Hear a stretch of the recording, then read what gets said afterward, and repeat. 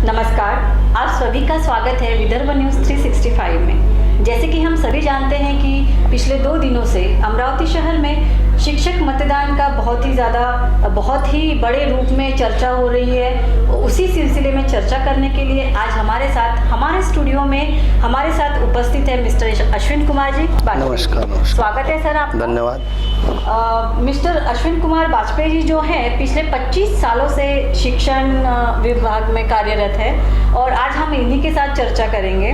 Sir, पहले तो मैं ये पूछना चाहूँगी सर कि शिक्षक विधायक और हमारा जो जनरल विधायक होता है इसमें क्या डिफरेंस है? मैडम, जो हम जनरल इलेक्शंस में विधायक चुन कर देते हैं, वो जो विधायक होते हैं उनका एक एरिया ऑफ वर्क जिसे हम कहेंगे वो सीमित होता है।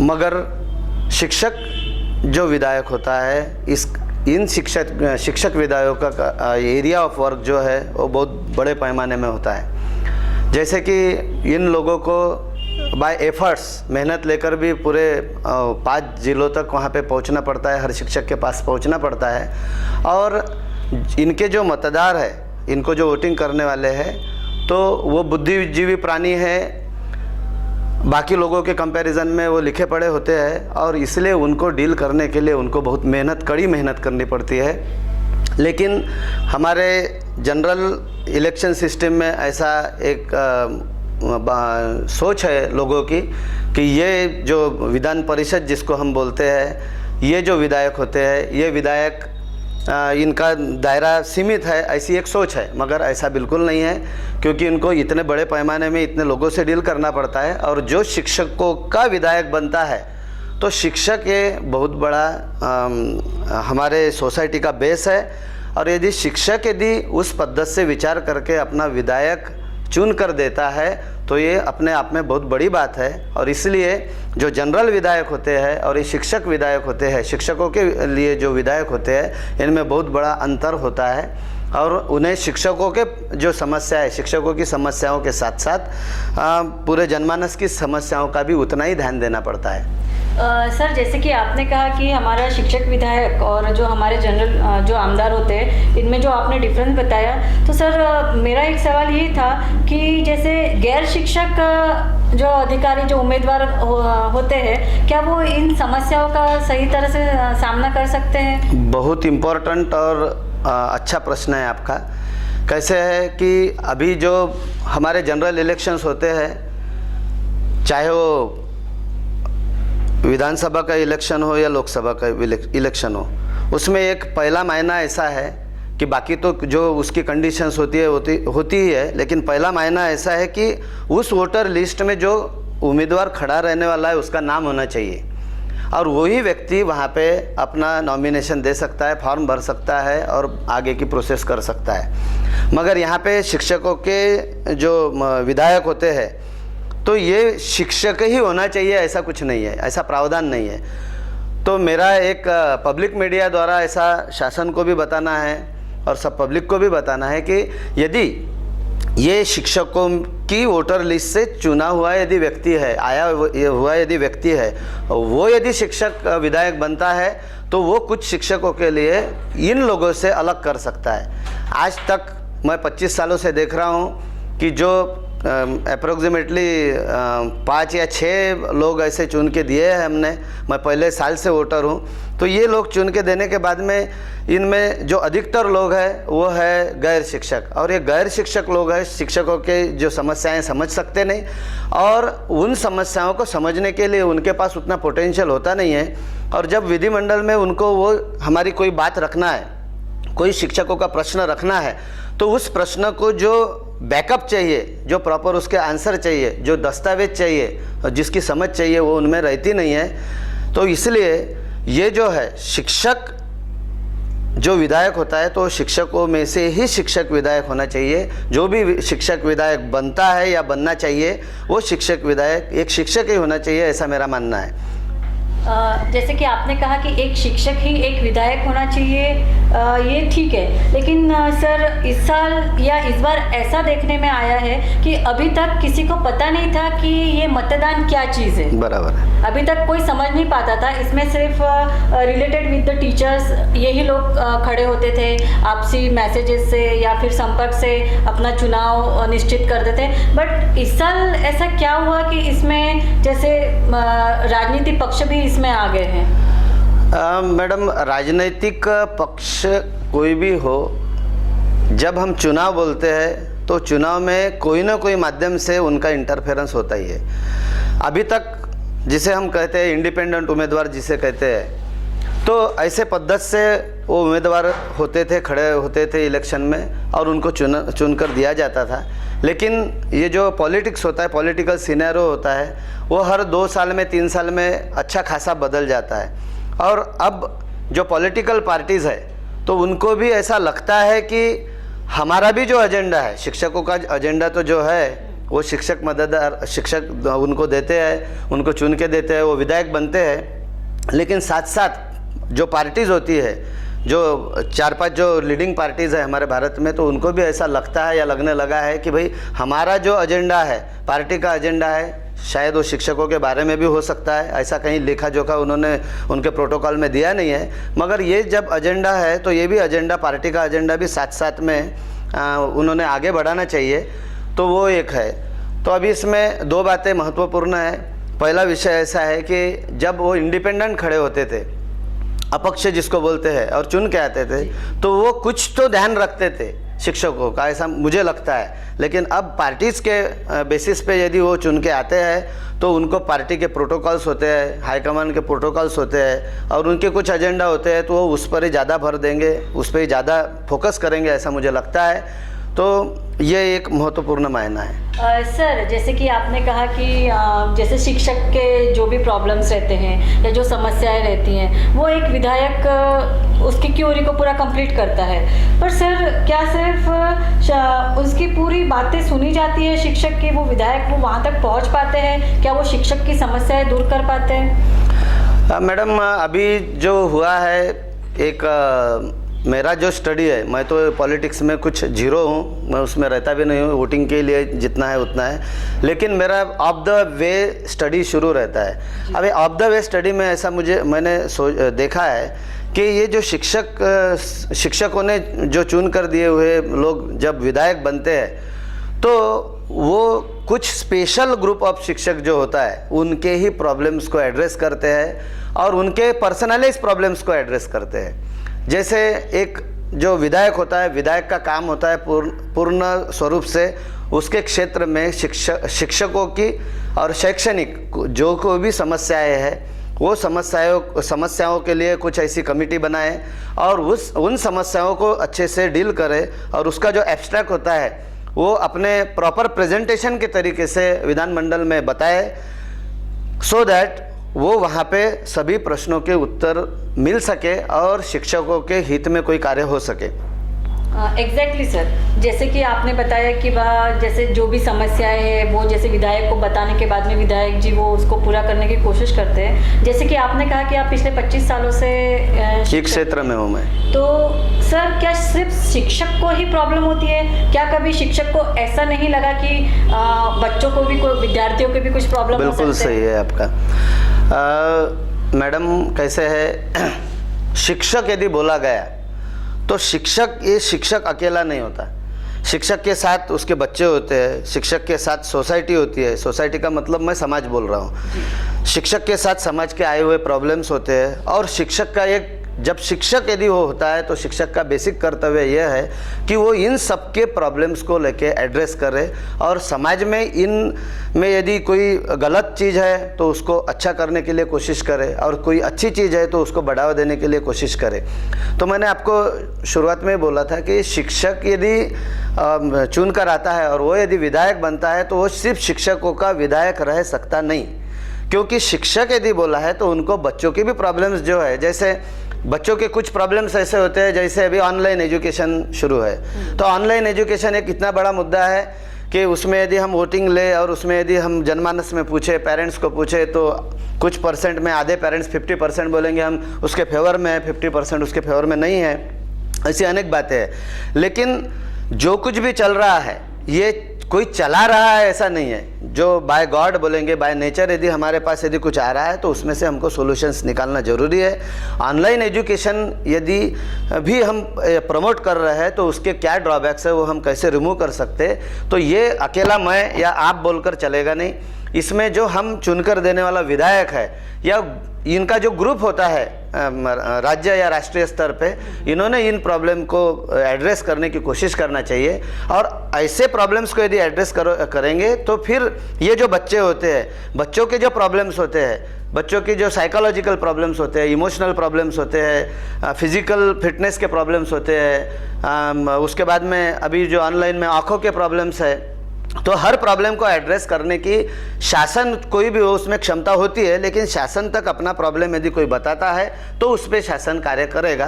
तो मेरा मानना यह है कि ये जो शिक्षक से बने हुए विधायक होते हैं, शिक्षक विधायक होते हैं, ये इनको बच्चों के भी प्रॉब्लम्स एड्रेस करने में कोई ही इशू नहीं होता है, ये कर सकते हैं। लेकिन इनके तक पहुंचने के लिए और इनको बताने के लिए प्रॉपर पद्धत होनी चाहिए और इनका प्रेजेंटेशन जहाँ पे इनको बताना है, जहाँ से काम करवा लेना है, वहाँ पे अच्छा होना चाहिए। सर, जैसे कि आपने बताया अभी कि बच्चों की भी प्रॉब्लम्स उनको बतानी चाहिए, वो सॉल्व करनी चाहिए। तो लेकिन सर देखा जाता है हमेशा कि जब भी कुछ प्रॉब्लम्स आती है वो सिर्फ शिक्षक को प्रॉब्लम होती है। बच्चों को जो चाहिए, जो भी बच्चों के लिए जो भी सब्सिडीज बनी होती है, वो कहाँ तक विधायक उसको सॉल्व कर सकते हैं? वो कहाँ तक, किस लिमिट तक उसको सॉल्व करते हैं या नहीं करते, या वो सिर्फ शिक्षक तक ही सीमित रहते हैं? नहीं, ये कैसा है मैडम, एक हमारे देश में ये एक ऐसी प्रणाली है जिससे काम है उससे डील है।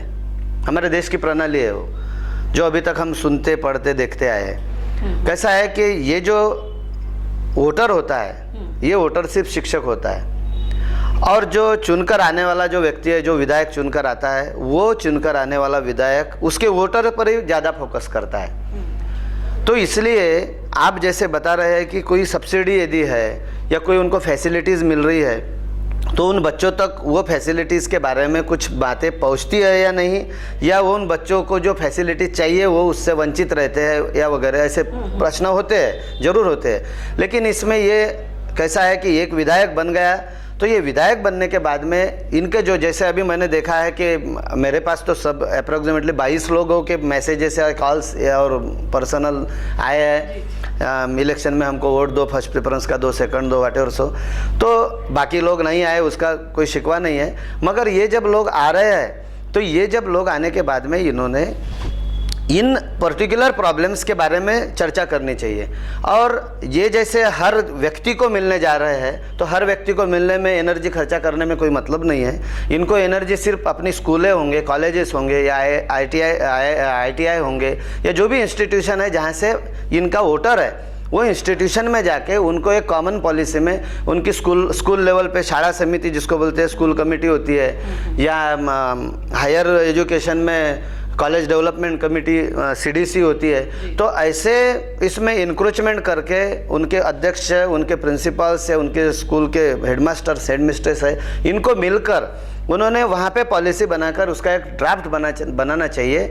और ऐसे ड्राफ्ट में फिर वो उनको मिल सकता है। जैसे मैंने अभी दीपावली में 250 बच्चों, मेरी एक NGO है तो 250 बच्चों के लिए काम किया है।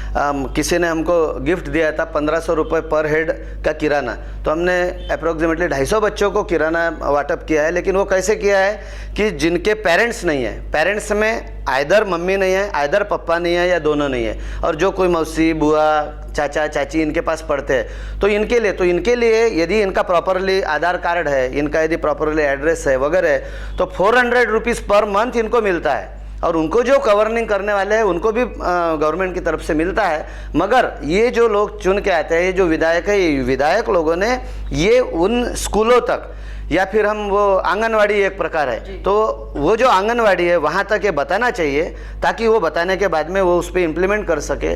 और मैं अभी 10 आंगनवाड़ी वाले स्कूलों में अमरावती में घूमा हूँ, तो मुझे ऐसा 10 के 10 में ऐसा लगा है कि ये बहुत अच्छी लेडीज़ होती है और इनको जो बोला है ये करती है, लेकिन इन तक वो पहुँचते नहीं हैं, और पहुँचते भी है तो सिर्फ फ़ोटो निकालने के लिए और फेसबुक, व्हाट्सएप और सोशल मीडिया में डालने के लिए ऐसा है। सर विस्तार से एक सवाल पूछना चाहूँगी मैं आपसे, जैसे ग्रांटेड और नॉन ग्रांटेड ऐसे स्कूलें अपनी होती है। हाँ। और अभी काफ़ी मतलब मैक्सिमम लोग जो है वो बच्चों को प्राइवेट स्कूल में डालना पसंद करते हैं। तो ये जो चल रहा है कि बच्चे जो पेरेंट्स स्टेबल है वो तो जैसे प्राइवेट स्कूल में डाल रहे हैं, लेकिन वो बच्चों का क्या सर कि जो बच्चे प्राइवेट स्कूल में नहीं जा सकते, उसके लिए विधायक जी क्या कर सकते हैं, या वो क्या मतलब आपका क्या है उसके लिए ओपिनियन कि उन्होंने क्या करना चाहिए? कैसे है मैडम, नॉन ग्रांटेड और ग्रांटेड इससे बच्चों को कोई लेना देना नहीं है। आपकी स्कूल ग्रांटेड है या नॉन ग्रांटेड है, आपके स्कूल की फीस 50,000 है या आप फ्री में पढ़ा रहे हो, इससे बच्चों को कोई लेना देना नहीं है। इसका तो जो है सोच, ये तो हम शिक्षक और ये शिक्षक विधायक इन्होंने करनी चाहिए। कैसे है, मेरा व्यक्तिगत मानना ऐसा है कि सभी स्कूलें नॉन ग्रांटेड ही होनी चाहिए, मेरा व्यक्तिगत है। उसका कारण ऐसा है कि नॉन ग्रांटेड स्कूलों में एक प्रकार की सिस्टम होती है, जिस सिस्टम से भले ही वो 100% तो कहीं होता नहीं है, लेकिन उस सिस्टम से एक ऐसा फोकस्ड एजुकेशन वो बच्चों को दिया जाता है। उसमें सिर्फ इतना ही है कि नॉन ग्रांटेड स्कूलों में एक कंपटीशन बहुत बढ़ गई है, तो फिर मैं इससे क्या अच्छा दे सकता है और कितनी तकलीफ दे सकता है पेरेंट्स को और कितने पैसे हट सकता है, एक भावना आ गई है। इसका एक रेगुलेशन कर सकते हैं, लेकिन कैसा होता है कि जब यदि शिक्षक, अभी मैं खुद शिक्षक हूँ और मेरे साथ के अनेक लोग शिक्षक हैं, उनके जो पेमेंट के जो हम सैलरीज बोलते हैं, स्केल्स बोलते हो है, लेकिन वो सैलरी में मैं भी उतना काम करता हूँ, मैं 10-10 घंटे मेरे कॉलेज में काम करता हूँ। अब 10 घंटे काम करने वाला व्यक्ति भी यदि उतनी सैलरी ले रहा होगा और आप यदि शिक्षक है और आप यदि 1 घंटा काम करके भी उतनी सैलरी लेते होंगे, तो ये यदि सैलराइड है, गवर्नमेंट से यदि ऑपरेटेड है, तो उसमें वो प्रॉब्लम होता है। लेकिन यदि ये नॉन ग्रांटेड यदि होता है तो यहाँ पे ऐसा कुछ चलता नहीं है। एक आध दूसरे केस में भाई वो अध्यक्ष साहब के रिलेटेड है या सचिव साहब के रिलेटेड ऐसा होता है, लेकिन उसका यदि सोसाइटी का यदि विजन, मिशन और गोल यदि क्लियर है तो फिर ऐसी भी बातें होती नहीं है। क्योंकि मैं मेरे स्कूल में वो देखता हूँ कि हमारा विजन, मिशन सब क्लियर रहने की वजह से हमारी सोसाइटी चैरिटेबल है। चैरिटेबल का मतलब ऑन रिकॉर्ड चैरिटेबल नहीं, उसमें माली, बारी, कुंबी, पाटिल वगैरह वगैरह जात के धर्म के हिसाब से अनेक लोग उस सोसाइटी में है। कोई भी निर्णय होता है तो सर्वसमावेशक होता है, और सर्वसमावेशक निर्णय है हमेशा बच्चे और शिक्षकों के फेवर में ही होता है। सर ये तो सब जैसे कि आपने बताया, आपने जैसे जानकारी दी, बच्चों से रिलेटेड समस्याओं के बारे में जानकारी दी, एक विधायक को कैसे होना चाहिए, उसने कैसे वर्क करना चाहिए, ये भी आपने बताया। लेकिन एक आम नागरिक बोलो या एक सवाल ऐसा मेरे मन में है कि जैसे नॉन ग्रांटेड और ग्रांटेड स्कूल के बारे में जो भी आपने बताया, उनकी सैलरी के बारे में जो भी आपने बताया, तो ऐसा क्यों हो रहा है कि जो ग्रांटेड स्कूल है वहाँ के बच्चे पीछे रह रहे हैं, जो नॉन ग्रांटेड स्कूल के बच्चे वो आगे जा रहे हैं? बिल्कुल, बहुत इम्पोर्टेंट है और मेरे दिल का प्रश्न आपने पूछा है। कैसे है, अभी हम यदि एक लॉ ऑफ अपॉर्चुनिटीज़ है, अब वो तो अपना डाइवर्जन होगा थोड़ा 20 सेकंड के लिए।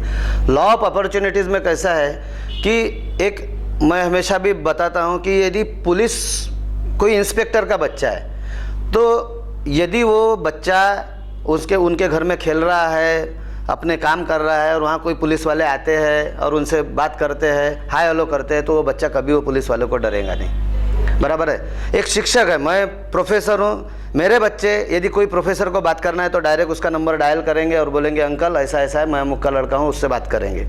बराबर है। तो कैसा है कि जिस फील्ड में जहाँ पे उनको जैसी अपॉर्चुनिटीज़ है वहाँ पे उनको हर चीज़ एट इज़ लगती है बच्चों को, ये एक बहुत बड़ी बात है।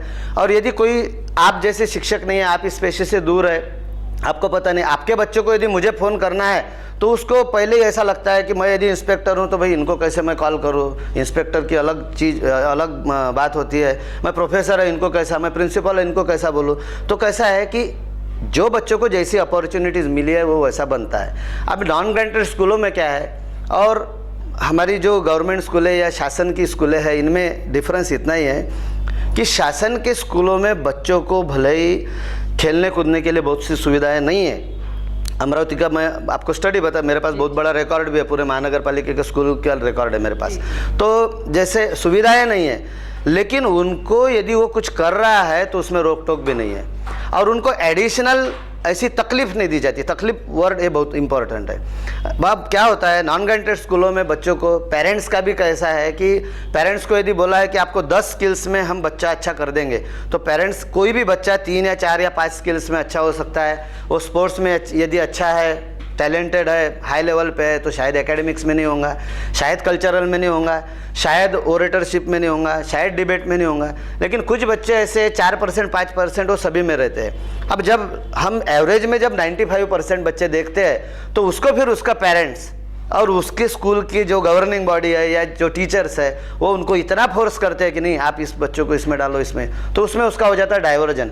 उसका जो नेचुरल टैलेंट यदि बना है कबड्डी के लिए, और आप उसको यदि बोल रहे हैं कि भाई एक्टिंग कर, वो तो कर लेगा, लेकिन नेचुरल टैलेंट में उसको अंदर से जो बूस्ट मिलता है, वहाँ पे वो कुछ कर पाता था, इधर वो कुछ कर नहीं पाता।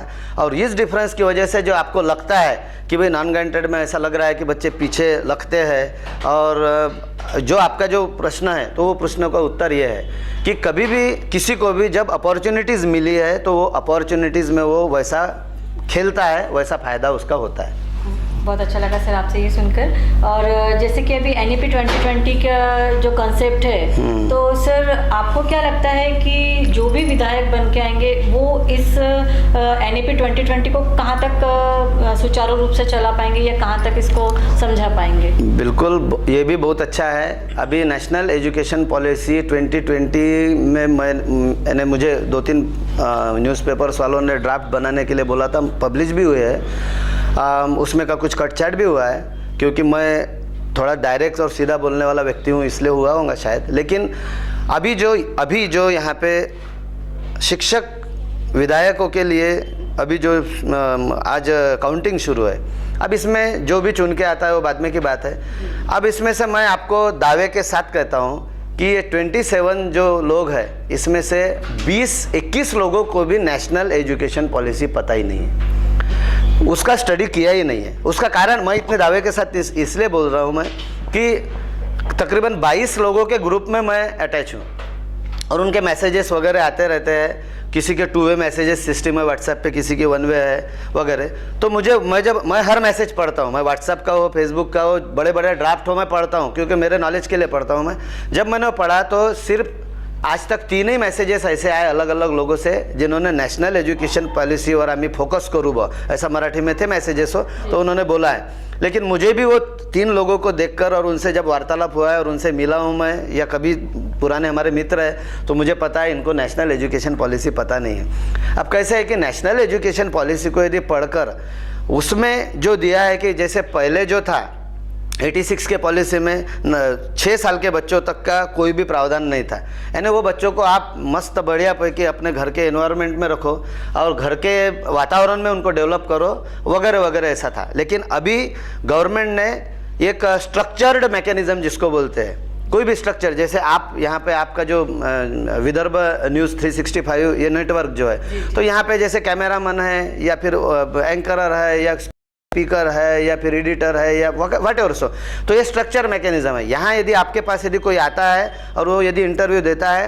तो आपके पास सब सिस्टम लगे, आप 5 मिनट में उसका इंटरव्यू ले सकते हैं। तो वैसा ही गवर्नमेंट ने सोचा है कि बच्चों को अभी नेचुरल ग्रोथ में बच्चे उतना आउटपुट दे नहीं पा रहे हैं, इसलिए नेशनल एजुकेशन पॉलिसी 2020 के तहत उनको स्ट्रक्चर्ड मैकेनिज्म में डाले, ताकि हमको जैसा प्रोडक्ट चाहिए, जैसे अलग अनेक बड़े बड़े कंपनियां जो है उनको चाहिए, किसी को सपोज खोपरा तेल चाहिए या किसी को फल्ली तेल चाहिए, तो जैसा प्रोडक्ट चाहिए वैसा वो रॉ मटेरियल चुनता है, लाता है, देखता है। तो सिमिलरली अभी नेशनल एजुकेशन पॉलिसी में नर्सरी से लेकर वैसा स्ट्रक्चर, और वो सब स्ट्रक्चर बच्चों के फेवर में है। मैं स्ट्रक्चर्ड मैकेनिज्म का फेवर कभी नहीं करता है, लेकिन मेरे फेवर डिसफेवर से कुछ होता नहीं है। होता इसलिए होता इन चीज़ों से है कि वहाँ से यदि हम रूट से ही उनको बराबर इनकलकेट करेंगे, जैसे हम कोई पौधा लगा रहे हैं कि उसको पानी कब देना है, कितना देना है, स्प्रिंकलिंग करना है, उसको मिनरल्स कैसे मिलना चाहिए वगैरह वगैरह। तो ये जो बातें जो है ऐसे पद्धति से नेशनल एजुकेशन पॉलिसी में इनकलकेट की गई है, मगर अब इसका इम्प्लीमेंटेशन सबसे बड़ी बात है। मैं एक शिक्षक हूँ, आप शिक्षकों से संबंधित है, और जो जिस विषय पे हमारी चर्चा हो रही है, ये शिक्षक विधायक, ये ज़्यादा संबंधित है। तो इन लोगों ने मिलकर वो नेशनल एजुकेशन पॉलिसी को अच्छी तरह से इम्प्लीमेंट करने के लिए कुछ ऐसा फ्री ऑफ चार्ज, मैं ये नहीं बोलता कि भाई गवर्नमेंट ग्रांट देंगी, हम कमेटी बनाएंगे और करेंगे, ऐसा कुछ नहीं है। फ्री ऑफ चार्ज हमारे जैसे बहुत से लोग हैं कि जो फ्री ऑफ चार्ज वॉलंटरीली इसमें मदद करने के लिए, हमारा रोज का 1 घंटा देने के लिए तैयार है। ऐसे लोगों को इकट्ठा कर नेशनल एजुकेशन पॉलिसी को अच्छी तरह से इम्प्लीमेंट किया गया। तो जब वो हम बोलते हैं कि हमारे एक्स प्रेसिडेंट ने विजन 2020 जो बताया था, या अभी विजन 2030 जो शुरू है, तो इस विजन को कोप अप करने के लिए, मैच करने के लिए उसमें मदद होंगी। सर, आपने जो जानकारी दी वो बहुत ही प्रेरणादायक जानकारी दी। इसके चलते सर मुझे एक सवाल आ रहा है मेरे मन में कि अभी जो भी विधायक आएंगे उससे आप पर्सनली क्या अपेक्षा है, आपका मतलब क्या व्यू है कि क्या होना चाहिए? हाँ, वेरी गुड। तो कैसा है, ये जितनी भी बातें मैंने आपको कही है ये मेरे पर्सनल व्यूज़ है, लेकिन जब हम वोटिंग करते हैं तो वोटिंग करते वक्त जो मैंने कुछ 4-5 पैरामीटर्स मेरे दिमाग में रखे थे वो मैं आपको बता रहा हूँ कि उस व्यक्ति को जो चुन के आ सकता है, उस व्यक्ति को शिक्षकों से संपर्क करने की मनीषा होनी चाहिए हमेशा। यानी भाई जब इलेक्शन है उसके 3-4 महीने करो और बाद में मत करो, ऐसा नहीं होना चाहिए। तो वो एक बहुत बड़ी बात है। दूसरी बात ऐसी है, वो व्यक्ति हर व्यक्ति को तो समय दे नहीं सकता है, लेकिन उसने यदि ग्रुप्स ऐसे किया कि भाई मैं आज इस तहसील में करूँगा, ऐसे तो 100-125 तहसील उसके 100-125 दिन में ही हो सकते हैं। तीसरी बात ऐसी है कि जो खुद को नौकर समझ के काम करता है, नौकर बनने से नौकरी समझ के काम करता है, यदि उन्होंने ऐसा डिफाइन किया है कि जैसे मैं एक टीचर हूँ, मुझे यदि 12:03 का लेक्चर है तो मुझे उसी समय पे वहाँ जाना पड़ता है। मैं 2-3 मिनट वॉकिंग में टॉकिंग में यदि लगते हैं तो उतना सपोज मार्जिनल स्पेस है, लेकिन आप 12:03 के लेक्चर को 12:30 बजे 1 बजे नहीं जा सकते। तो मुझे ऐसा भी मैंने सोचा था कि ऐसा व्यक्ति कौन सा है जो प्रॉम्प्ट, कि भाई जो अपना ऑफिस समय जो है 10 से 6 का ऑफिस समय है, तो दिल्ली, मुंबई, कलकत्ता यदि नहीं जा रहे हैं, कहीं दौरे पर नहीं है, तो वो उस ऑफिस में बैठ सके और शिक्षकों का समाधान कर सके। और शिक्षकों को उन्होंने खुला प्लेटफॉर्म देना चाहिए। तो ऐसे पद्धति से विचार करके ही किया है, न कि कोई पार्टी, न कोई पर्सन, न कुछ नहीं है। तो ऐसे पैरामीटर्स जिसमें है, तो ऐसे मुझे भी जो 2-4 लोग लगे उनको प्रेफरेंशियल मैंने वोटिंग किया है। बहुत बहुत धन्यवाद सर, आपका कीमती समय निकाल कर आप हमारे स्टूडियो में आए और हमें बहुत सारी जानकारी दी, हमारे बहुत सारे प्रश्नों का आपने निवारण किया। बहुत बहुत धन्यवाद। ठीक है, धन्यवाद।